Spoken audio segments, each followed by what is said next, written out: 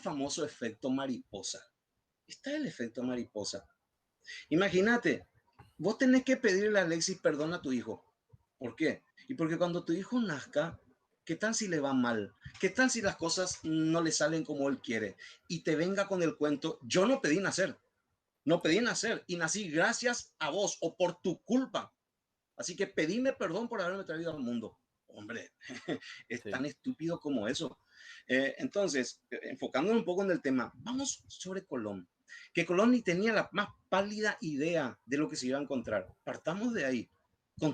Colón no sabía que se iba a encontrar con un continente nuevo y con todas esas poblaciones. No tenía ni la más pálida idea.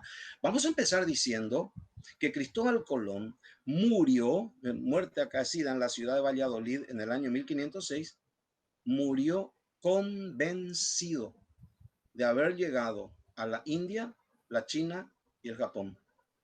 Paradójicamente, Colón jamás se enteró que descubrió América. Por eso él llamó indios a los habitantes de este continente por la convicción de que había llegado a la India. Ese era su objetivo, ese era su propósito, llegar a las famosas tierras de las especierías y al destino donde conducía la famosa ruta de la seda.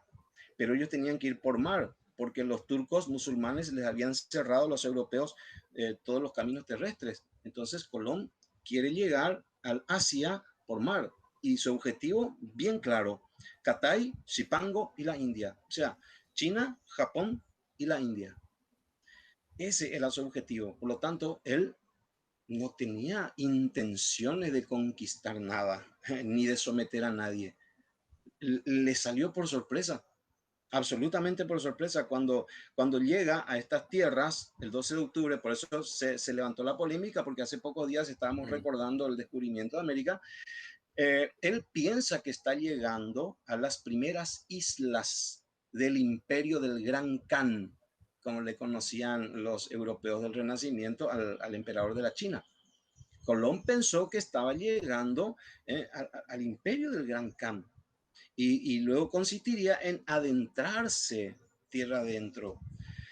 Y es impresionante, pero no se puede culparle tampoco a Cristóbal Colón de haber cometido esas equivocaciones, porque si hoy uno compara el mapa del Oriente Lejano, imaginariamente dónde está China, dónde está la India, dónde está el Japón, con el Caribe, donde está Cuba, Venezuela y Panamá, lugares tocados por Colón, como que coincide geográficamente, Mm. coincide.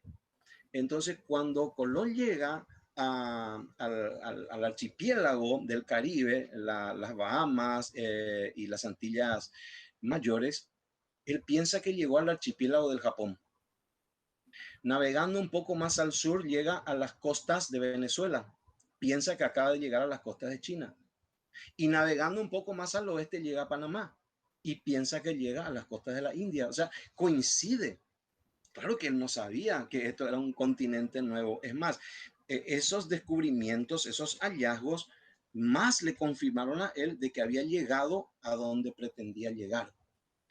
Ahora, el sometimiento de los indios, primeramente, no era objetivo de Colón. El historiador no se basa en películas, ojo con esto. Lamentablemente, el gran maestro de historia que tiene hoy la cultura contemporánea es el cine. Sí. Y lo poco que sabemos de historia es porque vimos una película al respecto. Pero las películas son tremendamente fantasiosas y tendenciosas, de acuerdo a la opinión del director. Y bueno, vamos a los papeles, vamos a los documentos, las famosas capitulaciones de Santa Fe que firma Colón con los Reyes Católicos, donde vamos a descubrir que el primer interés que tenía Colón era de orden religioso.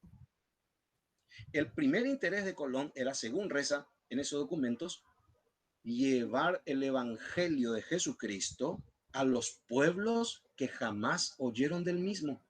Profe, te Ese era el interrumpo. primer objetivo, sí. Ese primer objetivo, pregunto, ¿no será que era una manera de dejar en papel que O sea, el objetivo real son los recursos, pero poner así queda más lindo. O realmente, o sea, yo pienso, capaz y Colón sí, él realmente quería llevar el evangelio, pero ¿será que esas cabezas, las cabezas, los reyes, ellos realmente estaban interesados en llevar el evangelio o en recursos? No, mira, vuelvo a insistir en esto. Vamos a los documentos y no a los datos superficiales. Hoy vemos muchas películas y leemos demasiados cuentos y creemos, por ejemplo, que en la época de pura onda quemaban viva a la gente. Ah, es bruja, vamos a quemarla en la hoguera. No era tan sencillo como eso. Y no entendemos por qué tanta crueldad en esa época, por qué tanto ensañamiento. Y nosotros decimos desde nuestra conciencia de hoy, pero esa es una barbaridad. Eso es algo que jamás debieron de permitir o de hacerlo. Bueno, bueno, bueno. Pero el historiador lo primero que hace es ponerse en los zapatos de esa persona. Y si vamos a esa época, por ejemplo, el miedo a las brujas, eso era real. Para nosotros es una ficción, pero en esa época el miedo era real. Tanto así que las primeras quemas de brujas, y esto es, cualquier historiador lo puede constatar por documento, las primeras quemas de brujas fueron populares. Antes de la Inquisición, que se creó en 1200 y pico, ya la gente quemaba brujas. El pueblo per se, lo que hoy llamaríamos un linchamiento. ¿Por qué? Y era una época de miedo, de carestía, de enfermedad, de hambre, de angustia. Y cuando había una persona sospechosa de atraer la desgracia a esa comunidad, es bruja. Y se Claro. formaba la comisión garrote, ataban a la persona a un árbol y le prendían fuego. Es decir, el miedo era real. Pero así como el miedo era real, la fe también. Por increíble que nos parezca. Sí, reyes que cometieron actos de suma crueldad, pero que al tiempo también tenían fe. Es que hay que comprender que la fe también es una cuestión que va madurando. La comprensión del Evangelio hoy es la misma que hace 500 o 1000 años. Eran hombres de fe, pero a su manera. Ahí le tenés a los reyes católicos, que no se llamaban de balde reyes católicos, porque justamente su primer objetivo es el catolicismo. Y cosa de sorprender, si uno se pone a bucear en las biografías de un Carlos V o de un Felipe IV, etcétera, eran hombres increíblemente religiosos. Y uno va a decir, déjate de joder, pero con todos los atropellos que cometieron, bueno, una vez más, ubícate en la época y en la comprensión que se tenía de los hechos en la época. Eh, en cuanto a Cristóbal Colón, yo creo que su finalidad, su primer propósito era sincero. Te cuento una cosa que quizás te sorprenda también. ¿Sabías que se había iniciado el proceso para canonizar a Cristóbal Colón? Se inició el proceso. O sea que era un hombre que realmente era muy piadoso, tanto así que se le inició el proceso. ¿Y si estamos ante un santo? Claro que justamente el Vaticano pone ese proceso para ir filtrando si realmente fue un hombre con virtudes de santidad o no. Y por el camino se dieron cuenta de que Colón, bueno, no era tan virtuoso que digamos. Pero por decirte, si se le inició el proceso, quiere decir que ya había previamente una vida de un cristiano sincero por lo menos. Así que en Profe, el caso de Colón, yo creo que sí era su primer objetivo. ahí Sí, dijiste algo interesante, se desvirtuó un poquitito y te quería sí. contar. ¿Conoces vos lo que hizo Cristóbal? Seguro conoces, ¿verdad? De la Luna Roja. Ajá. Yo estuve viendo, seguramente le conoces, a Neil deGrasse Tyson. Es el que dirigía este programa Cosmos. Ah, sí, sí, sí, sí. Él le estaba contando lo que hizo Cristóbal y demasiado, demasiado, o sea, eso es lo que yo digo, cuando vos tenés superioridad intelectual y superioridad, vos podés hacer lo que querés. Y él agarró y creo que él se fue y vino varias veces, ¿verdad? De Cuatro América. veces. Cuatro, bueno, en Cuatro. la tercera era. Él tenía que volver, pero no tenía recursos para la vuelta. ¿Y cuánto por ahí toma? No sé si sabes, ¿cuánto le tomó llegar, por ejemplo, de América otra vez a volver a España? A España era, ¿verdad? Sí, ¿Cuántos un meses? mes, Un mes. un mes. Bueno, él no tenía recursos, ¿verdad? Entonces se fue y les dijo a los indígenas de ahí, les dijo que necesitaban los recursos. ¿Me pueden dar, por favor, los recursos para que yo me vaya? Y no, porque ya llega el invierno y no tenemos suficientes provistas para aguantar. Entonces él sabía que en una semana iba a haber un eclipse y que la luna se iba a poner roja.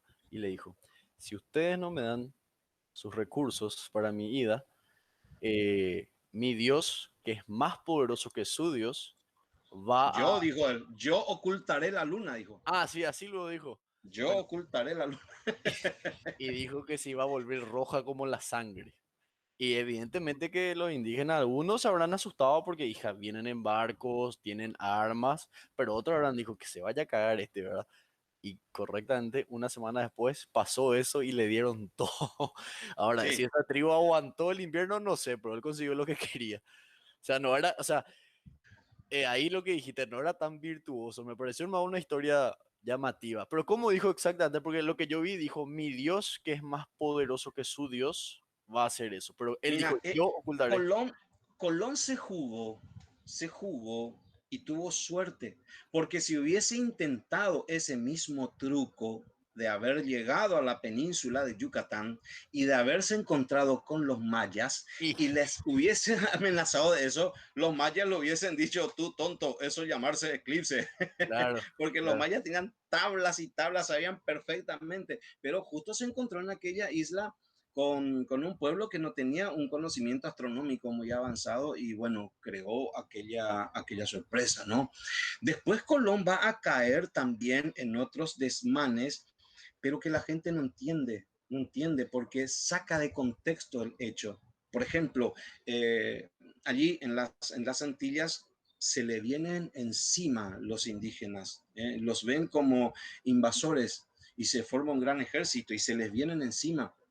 Y Colón, gracias a que había llevado armas de fuego y caballos, logra derrotar, creo que era contra el cacique Watanabe, logra derrotar a los indígenas y captura a una gran cantidad de ellos.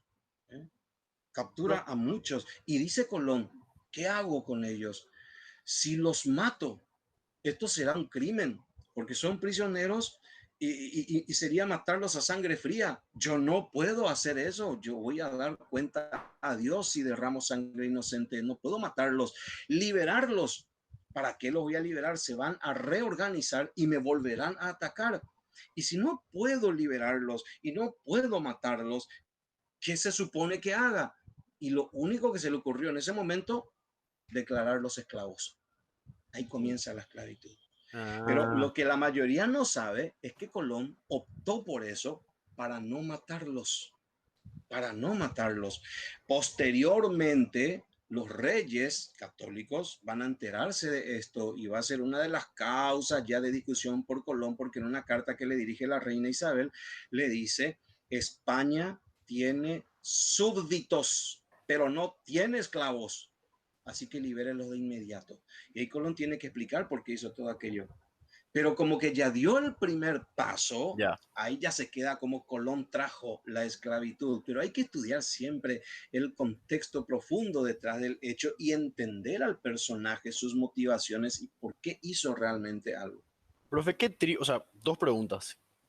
¿Con qué tribu se encontró? Y apenas llegó, ya los indígenas le vieron como invasores y al primer encuentro ya hubo pelea o cómo No, fue. no, no. En un primer momento no.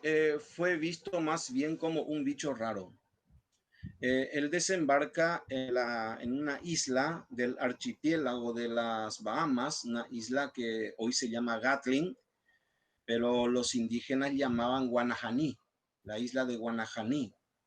Y Colón le bautizó con el nombre de San Salvador. Esa fue la isla en la que desembarca el 12 de octubre de 1492, donde se produce el descubrimiento propiamente dicho.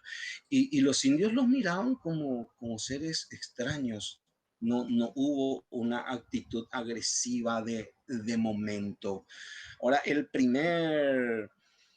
signo de violencia o de resistencia se dio en Santo Domingo, porque cuando terminó su primer viaje, digamos su primera expedición, y tuvo que volver a España en diciembre de 1492, la nave Santa María se hundió.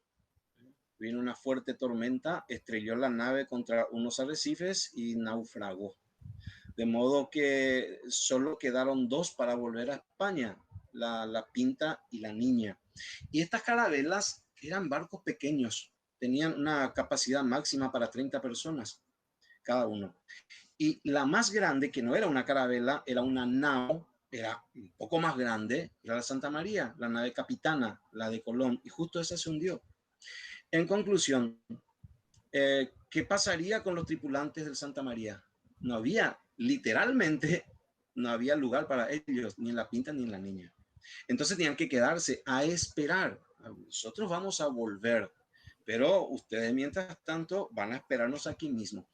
Y ahí construyeron un fuerte que sería el primer asentamiento europeo en América, un fuerte que quedó terminado el 25 de diciembre, razón por la cual Colón lo bautizó como el Fuerte de la Navidad. Y ahí quedó esperando la tripulación de Santa María mientras la Pinta y la Niña con Colón volvían a España. Cuando volvieron al año siguiente, solo encontraron los restos del fuerte.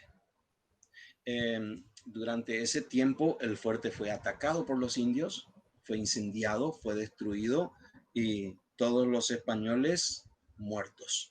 Ahora, Profe, ¿qué tribu era? ¿Qué tribu era? ¿Qué indios eran? y hay una tribu grande que es la familia de los arahuacos, que se vuelven a subdividir en un montón de naciones pequeñas. Pero los arahuacos están diseminados por las costas de Venezuela, Perú, las Antillas menores, incluso hasta las mayores, Ya. arahuacos. Y parece que la destrucción del fuerte de la Navidad tampoco fue gratuita. Así que en ausencia de Colón, estos españoles que quedaron ahí empezaron a cometer ciertos abusos, ciertos atropellos contra los indios, como quien dice, se acabó la paciencia y los indios reaccionaron contra ellos. Ese sería el primer acto, digamos, de agresión que se da en el Nuevo Mundo. Pero porque los indios se sintieron agredidos, se sintieron atropellados. A partir de ahí empiezan a verlos como invasores. Mm. Y desde ahí fue pelea tras pelea tras pelea. Eh, no porque, fíjate, las comunicaciones no son como las de hoy, ¿no? Eso fue un hecho aislado en Santo Domingo, pero los indios de las otras islas no tenían forma de enterarse de qué había pasado, de modo que más bien eran mirados como extraños, con rareza, y empezaron rápidamente a comerciar el lenguaje internacional del gobierno, internacional del mundo, ¿verdad? Del universo, que es el comercio, intercambiar objetos, y eso hacía que los indios se acercaran a ellos. Claro. Hoy también nosotros decimos, pero qué estafa, cascabelitas y espejitos por oro y plata. Bueno, hay que tener en cuenta también que para los indios el oro Para y la nada. plata no tenían ningún valor. Ellos le daban mucho más valor a las cosas, por ejemplo, a los tejidos que tenían los españoles, que a un pedazo de oro y plata que para ellos no tenían Y ningún sentido. consulta ahí referente al oro. Yo estuve leyendo justamente en este libro, que es como vos dijiste, el lenguaje internacional es el comercio. Eh, Mata un poco de ignorancia, profesor. Hernán Cortés se cruzó con los mayas o los aztecas. Aztecas, Aztecas, ok. los aztecas, sí. Los aztecas tenían mucho oro también. Y para ellos era irrelevante. Y Cortés y compañía se volvieron locos por el oro. Pero ellos luego se fueron buscando oro. Tengo entendido. Porque ya Así es. sabían que había oro gracias a Colón, ¿puede ser? No, en realidad, bueno, Colón llevó evidencia a España de que existían esos metales preciosos en América. Sí. Ahora, el punto exacto no sabían.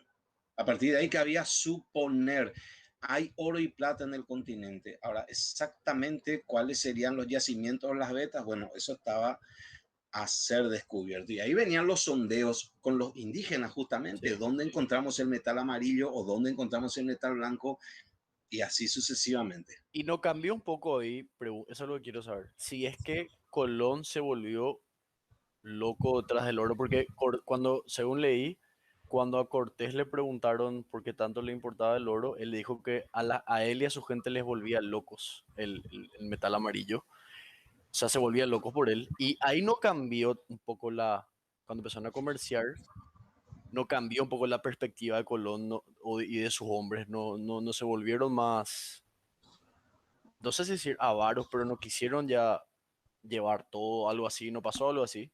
No, no porque no tuvieron tiempo. Colón estuvo en realidad muy escaso tiempo y solo en las islas. Mm, Colón nunca desembarcó en el continente propiamente dicho, ¿no? Él navegó por las costas de Venezuela y navegó por las costas de Panamá, pero no llegó a desembarcar, no pisó el continente propiamente. Él se quedó en las islas, las Bahamas, Cuba, Haití, Santo Domingo, Jamaica, pero en el continente propiamente no llegó y no tuvo tampoco tiempo. ¿eh? Eso será, como voy a decir, locura de los que vendrán luego, a sí. partir de Cortés, Pizarro y compañía. Ahora bien, también hay que comprender cuál era la premura del oro en la Europa de la época de la conquista. Tampoco hay que ser muy infantiles de pensar que solamente era por codicia, solo por la riqueza. Miren, todavía no se estaban formando en ese tiempo los estados nacionales, todavía. Y al no haber estados nacionales, no tenían ejércitos nacionales, no había ejércitos nacionales. Y entonces, ¿cómo se hacían las guerras? Por mercenarios. Habían ejércitos de profesionales que se vendían al mejor postor. Entonces, un rey tenía que tener la suficiente cantidad de oro y plata como para poder pagar un buen ejército de mercenarios, ya sea para agredir a un vecino o defenderse. De modo que prácticamente la supervivencia de un reino dependía de la cantidad de oro y plata que tenían. No, Por eso el apuro en la conquista por el oro y la plata no era tampoco como vulgarmente se sí. piensa la simple ambición y la codicia. No, es que ellos venían con esas órdenes concretas porque sus respectivas coronas, sus respectivos países dependían de ese oro. ¿Entendés? Que de hecho todo lo que se encontraba no era para los conquistadores, todo era de su majestad el rey. Entonces tampoco había mucho apuro por el conquistador porque él sabía perfectamente que si encontraba un emporio de oro y plata, eso es del rey, no es de Claro. él. Entonces al final, ¿qué cosa tan grave lo que hizo Cristóbal Colón? Inició un hecho que de todos modos, Iba a pasar. más tarde o más temprano, se iba a dar. Si no hubiese sido Colón, hubiese sido otro poco después. Y como yo suelo pensar, por lo menos fue el menor de los males. Porque bien, la conquista pudo haberla iniciado Portugal. Y Portugal tenía una política muy distinta a España.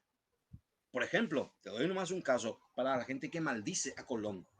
Colón trajo la conquista española y España estaba gobernada por reyes católicos, que se quiera creer o no con ojos de hoy, pero que tenían en primer lugar la fe. Y justamente esa fe cristiana y ese vínculo con la iglesia llevó a la corona, por ejemplo, a dictar las famosas leyes de protección al indígena, que estaba prohibido tratar al indio como esclavo. Sí, se le trataba como esclavo, sí, cañejape, como decíamos nosotros, porque las leyes dictadas por la corona lo prohibían. En cambio, para la corona portuguesa, eso no era ninguna prohibición. Traficar con los indios como esclavos era la cosa más legal del mundo para los portugueses. Para los portugueses la cosa era matar y esclavizar, como bien hicieron los bandeirantes cuando invadieron nuestros territorios durante esa época. Así que te digo, si hubiesen sido, por ejemplo, los portugueses, otra sería la historia. O si hubiesen sido los ingleses, que ahí tenemos lo que hicieron en América del Norte, que no fue de ninguna manera una política de mestizaje como la que se dio acá, sino una política directa de Le exterminio. liquidaron a ¿eh? todos. Sí. Liquidaron a todos. Entonces yo creo que otra vez Colón representó el menor de los males. El menor. Y si no hubiese sido él, hubiese sido otro. Entonces, ¿qué vamos a decir? A ver, si no hubiese sido Colón, ¿a qué otro lo hubiésemos tenido que obligar a que se disculpe? Y claro. Amigo, es tonto, es estúpido.